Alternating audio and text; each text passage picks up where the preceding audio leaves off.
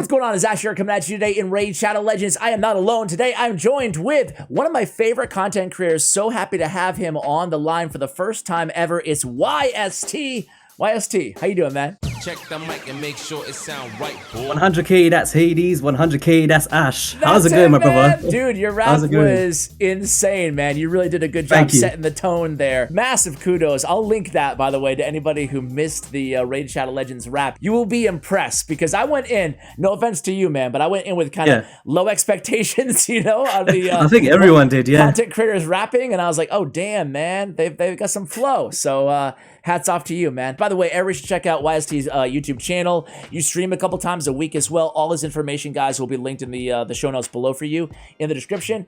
But I want to talk about Nukers, man. You like Nukers? Yep. Who doesn't love Nukers? Who doesn't? Let's go. Right?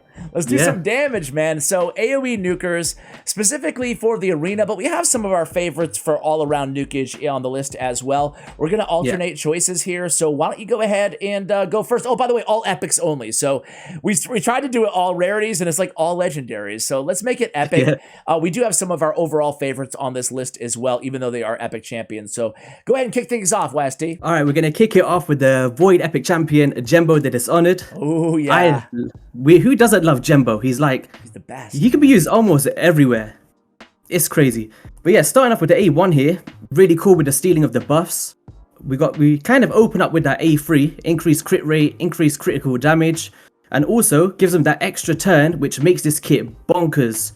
Leads into that A2, and it smacks like a truck. Boom. Literally, it's crazy. I love it, man. Increase crit rate, increase crit damage, get an extra turn, boom, kill everybody. It's as simple as that, right? And the Skull Crown Killer and the Swift Parry sets on the passive. Pretty cool. Absolutely. Do you use this guy a lot, or where do you use him? He's my main nuker in the arena, till this day still. And I use him in the Doom Tower as my kind of nuker because I don't have a seer. Well, it's a good choice then. Yeah. I also use him as, he's kind of like my second choice for arena nuker because I have, I'm lucky enough to have Leorius, the prop. Look at me now. Look at me now. Oh. Wow. So I like him a little bit better because he has the unkillable, but Jembo kills Leo, so it all kind of goes into the yin and the yang there. So I'll go next. I'm gonna start with kind of a more niche champion. I'm not sure if you heard of this dude or if you play this guy, but I've been saying it since he was released. A lot of people sleep on the damage capabilities and the overall prowess of Siege Hulk. Takes up the whole freaking screen. This guy's a monster. Ogren Tribe Epic added last year. So he's not necessarily, he can be an arena champion. He's a little slow at 95 base speed. But this AoE, he can be a decreased attack and decreased defense on the same ability, one of those champions, a la like a magic version of Stag Knight. And we also have this very, very hard-hitting A3. The multipliers on Siege Hulk are insane, dude. Have you ever played him? I've never played with him, actually. Okay, so he has yeah. He's got the same kind of thing as Jembo going on, minus the extra turn. But he has this like 6.5 or something insane multiplier on his single target. But he has an increased crit rate and increased crit damage on himself. And then attacks an enemy, has decreased speed. And then that AoE, man, just insane damage. Kind of like Jembo-esque, but minus the extra turn to come in and do the nuke. And he doesn't have that utility that he does in the arena Jembo. But I love this guy for anywhere that you need a debuffer who's also going to be dealing a lot of damage. The downside is he's pretty squishy. He has a 760 base defense. Oh, ouch. Yeah. I carried an M16 and you carry that guitar. That's my Siege Hulk. Who do you have next? I think we should just lead into the enemy max HP champions. Okay. Let's head into Royal Guard first. With the kind of implementation of the Hydra, he was already an amazing champion, but as we all know, reset Royal Guard, reset Royal Guard. That's just how it goes nowadays. Until we find out some new strategies. But yeah, with that A1, we got that drop defense. We got the AoE with the takedown. We all know that it scales off that enemy max HP. Great against the spider, great against dungeons, all the kind of bosses. Kind of, not unless you pass stage 21 to 25, kind of get diminishing returns. Also the decreased speed to kind of AoE onto that Head of Mischief in the Hydra boss, which is what I personally like to do. Overall, really solid champion. Yeah, totally agree with that. And that was a good call out about the head of mischief, because you can't target it, but those random target abilities actually have some utility now, which is kind of cool. And I love using Royal Guard, not just for that reason, but all the damage you get out of takedown against Hydra Clan Boss. So totally agree with you. Royal Guard's still one of the GOATs when it comes to enemy max HP or sheer damage in the game. Yeah, for sure. You want to do the other enemy max? You want to go back to back? Here, YST, we're doing crazy Let's stuff go here. back to back. Right. Let's go to him. I think we all know who it's going to be, right? Yep. None other than Husk. Am I right? The man, the myth, the legend. Let's talk about Husk. So with the A1, pretty nice for like faction wars. We got Provoke. Meh, 20% chance, but you can book it up to like an extra chance. On the A2, attacks all enemies, 35% chance to stun, which is really solid for the spider, and the damage is inflicted proportional to the enemy max HP. Once again, bonkers ability, crazy damage. A3, attacks one enemy, damage increases according to this champion's current HP. So if you got full HP, pretty much gonna hit harder. Then heading into the aura, we got a HP in arena battles, which is meh, but I guess as an early game champion, you could have some use for it. Maybe if you don't have a speed aura, but overall, A2, money scaling ability. What do you think about him, Ash? That's it, man. It's all about despair, dude. I love this ability. I mean, 60% chance stun on an AoE anyway for an epic is pretty good. The fact that he deals a ton of damage off this ability is even better. I use Husk now all the time, like, you know, I shouldn't say all the time, on one of my 3 Hydra Clan Boss teams because of the damage that you can put out on Hydra as well. So I really like using Husk, and he's easy to keep alive, again, because of his base HP, 21k, and his damage based off HP on the A3, which is kind of awkward. But I'm gonna go back to one of my all-time faves, man, and it's actually Dark Elhain, right next to Husk here. Dark Elhain's a free champion. I feel like she gets a bad rap, YST, because she's free, and people don't appreciate what is given to them for free sometimes. Cheat. But she's a boss. I mean, for Ice Golem, just as a nuker, you know, you can use her as a nuker inside Doom Tower Waves, anywhere in the game pretty much, or in the arena against like Torment teams. Insane. Yeah. She's stripping away the freeze. She's replacing them with all these buffs. She's instantly activating the hard-hitting A2 ability. You can use her in like attack percentage boots, man, because she's instantly activating this A2 whenever anybody's frozen anyway. Frost Spider, you name it, man. She's got a lot of kind of hidden utility being an anti-freeze champion, and she deals a lot of damage as well. Both her abilities. Go admit, Ash, I've never built one out. I'm a guilty guy. I'm guilty. Yeah, give her a try, man. Seriously. No reason why. I think that you'll be impressed, man. Because, again, you see this ability, the first passive, fills his champion's turn meter by 25% and instantly activates the Death's Majesty, the A2, whenever this champion or any ally receives a freeze. And that's on a 1 turn, so it happens every turn anybody gets frozen. She's coming in here with this massive increased attack, AoE with the decreased speed. So, really, really cool champion. Pretty bonkers, especially that she's free, accessible to everyone. Absolutely, man. Yeah. All right, so who do you have next? All right, we're going to head into the Dark Elves next. This is a champion that I feel is criminally underrated in Raid Shadow Legends. Okay. She goes by the name of Lua. Ah, Lua. Okay. Guys, if you have not maxed out Lua, or let's just say you don't have a cold heart in this game, or someone along those kind of lines, she is crazy, because the A1 is like meh, attacks one enemy, deals 50% inflicted damage to all enemies if the attack is critical. But the A2, it can hit pretty hard, especially in the right setup with like drop defense, increase attack, and all of that kind of stuff. In the arena, as you're trying to progress, really solid nuking ability. And because she's kind of heals herself from the damage inflicted, you don't need lifesteal sets when you're running her into like dungeons and stuff. Really great progression kind of A2 there. With the A3, attacks one enemy, decreases the target's turn meter by 100%. We can ignore shield and block damage buffs. This one here can smack like a truck, and it's really versatile when you're facing places like the Dark Fae, the Fire Knight, anywhere where turn meter control is a kind of thing you want to use. Really great option for sure. I'm a big fan. Yeah, me too. I am guilty of this one, man. I've never maxed out Lua. I have her, but I haven't used her. Maybe, again, I do see the similarities. Certainly, there's a lot of differences as well, but if you do have Cold Heart, would you still recommend people upgrade Lua?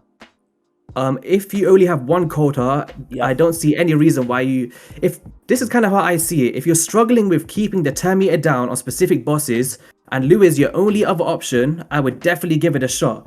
Because it can kind of just like speed up the process for you. Like if the Fire Knight constantly puts his shield back up, having another champion like this that decreases it by 100%, that can also help out with waves whilst getting to the boss, I think is a really good versatile champion.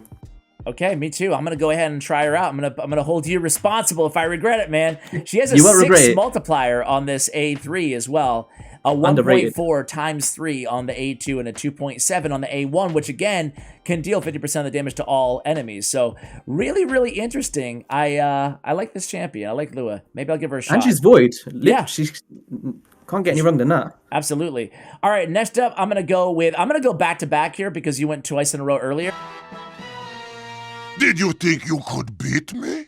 Did you think I would forget you? I'm going to go with Magnar, who, man, I just can't say enough good things about Magnar, dude. Do you have Magnar? Did you max out Magnar? I love Magnar, yeah. Okay, good. Because this percussive pound ability, his A2, I mean, that's all you need to know about this dude. He's hitting...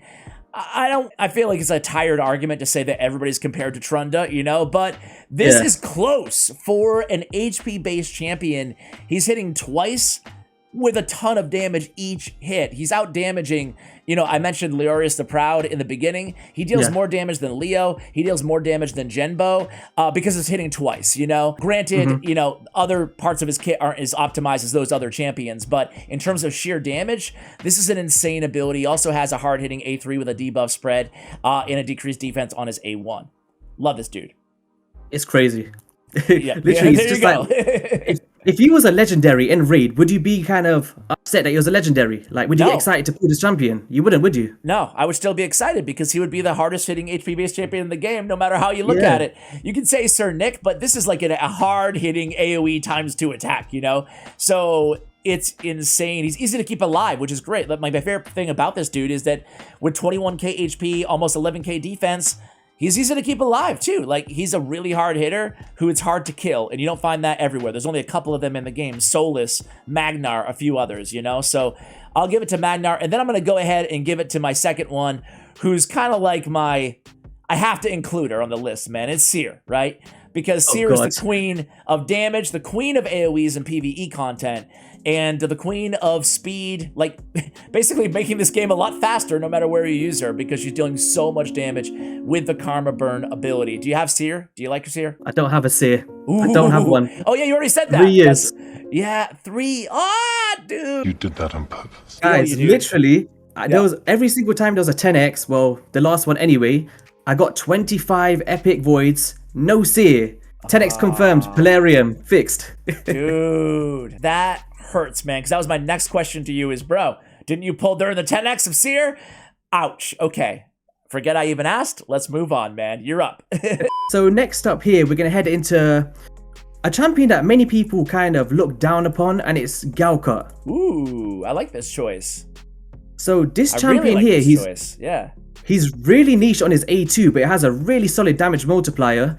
So what he does is, it's not like a traditional AoE where he attacks everyone at the same time, but he attacks all enemies one by one in a random order, and damage inflicted decreases by 25% after each hit. The final hit is crazy. Literally, you can one-shot almost anyone in the game with this. It's pretty insane because this ability, it starts with, I think, a 6.7 multiplier on it. Meaning the first hit, he's hitting, you know, incredibly hard, like one of the hardest single target multipliers for epic champions in the game. It might be the hardest, I don't know. And then he just keeps going from there, dealing a ton of damage on a 3-turn cooldown. So you're right there. And he also puts bombs, right? Yep, this is actually a champion that when people come to me for help for ogring tribes in the faction wars, this guy is great for taking down the boss with the bombs. He's also got that kind of wave clearing effect on the A2. And the A1 is pretty nice with a decreased defense for the boss as well. Yeah. He's so underrated, in my opinion. I agree, man. I'm going to build Galcut, dude. You've convinced me to build this dude. That's it. Before Lua, before anybody else you mentioned. Because I love the idea of the one at a time, kill everybody. Brutal battering. And then this A3, I just looked it up. It has a 4 multiplier on this too. So not only are we dealing a lot of damage from the bombs, but also just on the AoE attack. So great call out as an underrated AoE nuker. I will say that his HP are 11,400, so gotta keep him alive, but pretty cool. I like Galkut. That was a really, really good one, man. All right, I'm gonna go with. I have to go old school here, man. I heard that you hate her though, and I really want you to tell us why. It's Skull Crown, dude. Why do you hate Skull Crown? Very similar to a Seer. After 3 years, I don't have a Skull Crown. Ah, okay. So you hate her because you want her. I get it. Man, everyone's going to be ripping me. I've been literally bullied about this for a year straight now. I'm sorry to add on, man. My audience is very kind. They won't pile on, I promise. So she has the annoying unkillable in the arena. She has the speed aura for the arena. She has the self-revive when Sinesh is on the same team, which is actually a great tandem in stun sets for Faction Wars. And then she has 2 AoEs, man, with an extra hit on the A1 if the target has more than 50% HP, so the inverse of Sinesh's A1. And then on the A2, we have Weaken on all enemies. Again, great for Hydra, great for Arena, great for just damage anywhere that you need it. I feel like I run her in like half the secret rooms in Doom Tower as well. So Skull Crown, I'll be brief to not like put the dagger in further there, man. Man. Who is your last champ, man? Who's your last favorite AoE nuker? Well, it's kind of like versatile champion again, mainly for Ice Golem purposes, but it's Phenax. Ooh, so you say the name Phenax, huh? You say it Phenax? What is it? Is it Phenax? No, Phenax? I called him Phenax for about 2 years, and then people in the comments were like, "It's Phoenix," like the like PHEON. That's what they say. I don't know, man. I don't know. Phenax, okay. Phoenix. I don't know why I'm in Bay of Barbarians, but yeah. Either way, I think he's a great champion. So why do you like this dude? Attacks one enemy, places an extra hit if the target has any debuffs. Enemies killed by this skill cannot be revived. That's kind of the main reason why I do like him. But also with the kind of AoE which we're talking about today, he's got an AoE which does block buffs. Hydra, amazing. Ice Golem, amazing. Also a block active skills debuff for 1 turn if this skill does not place a block debuffs. Well, block buffs. Yeah.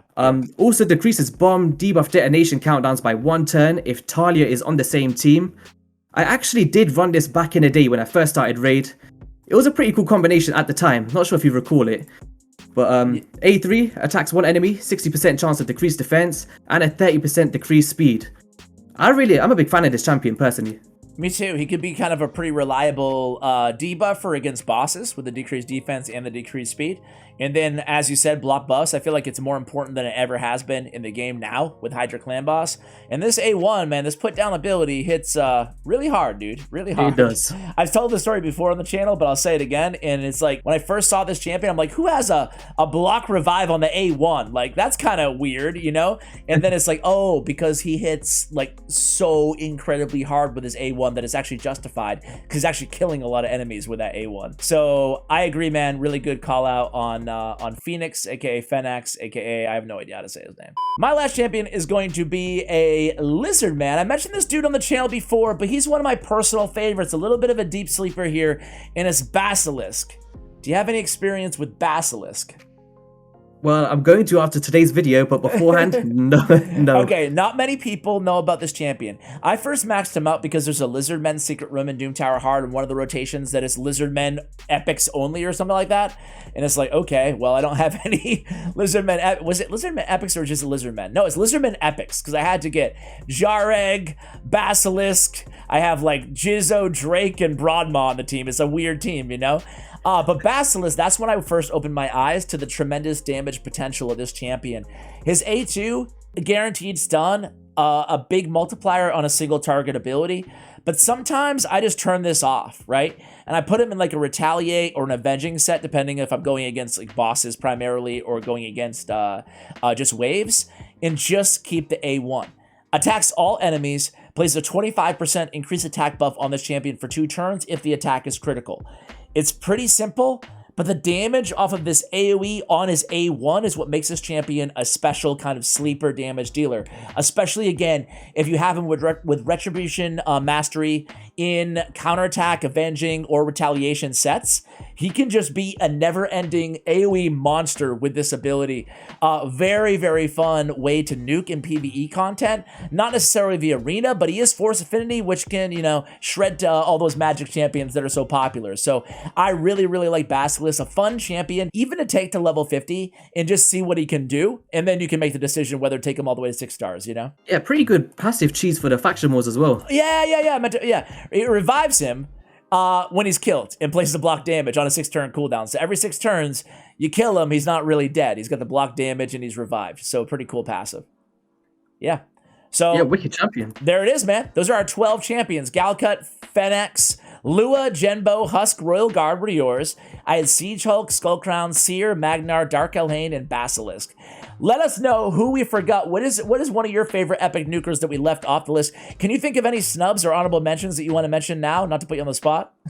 I think since mentioning Skullcrown, possibly Senesha, because she's pretty great with damage. Yeah, she does have that AoE on the A1. She's like one of the most underrated healers, I feel like, in the game too, man. Like with this ability, this immortality is such a great heal, and so is the Vaporize ability. But yeah, agree with you there. I was thinking too, and the same thing in Knight's Revenant, Thylesia, who was added this year. Very, very good. She has a 3.7 multiplier on her A3 and a 3.7 multiplier on her A2 as well, both on a 3-turn cooldown. So over the course of the battle, not only is she placing decreased defense, extending the duration of debuffs, but also doing a lot of damage with 2 strong AoE attacks. So I guess she would be my honorable mention. I guess we'll go ahead and end it there. YST, I would say this is a successful first collaboration, man. Really excited to have you on the channel. We're actually going to record a video for your channel as well right now. So I'd encourage my viewers who are still watching here at the end to go ahead and check out that video. I'll link it in the show notes below. YST, thanks again for coming on, man. Appreciate it. Yeah, thanks for having me. I appreciate it. Kind of long time in the making, but we finally got there. And yeah, wicked. Thank you. Absolutely, man. No problem. Guys, that's going to do it for the video. Thank you so much for watching. And as always, take care, guys.